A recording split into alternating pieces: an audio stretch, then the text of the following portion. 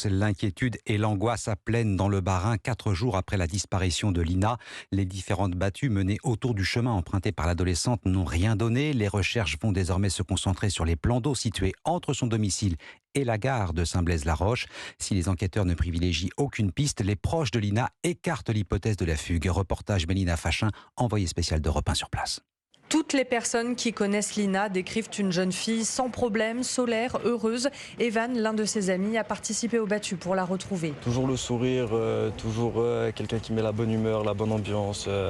Donc c'est avec le cœur qu'on est là. Lina vit seule avec sa mère sage-femme dans la petite commune de Plaine, fille unique de parents séparés. Elle est fascinée par les métiers de l'armée, raconte un membre de son entourage. Elle qui aime aider les autres, elle s'inscrit il y a 2 ans en CAP d'aide à la personne. Ce proche de l'adolescente qui souhaite rester anonyme la voyait depuis tous les jours. C'est vraiment quelqu'un de bien. C'est pas une personne enfermée, c'est une personne qui parle avec tout le monde. Très mature, très débrouillarde, très autonome. Ça hante mes nuits, ça hante mes journées.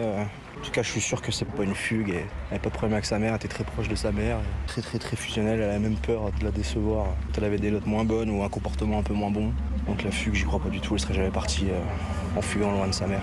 À ce stade, toutes les hypothèses restent sur la table pour tenter d'élucider la mystérieuse disparition de Lina. Un reportage à Plaine dans le Bas-Rhin, Mélina Fachin, envoyée spéciale d'Europe 1.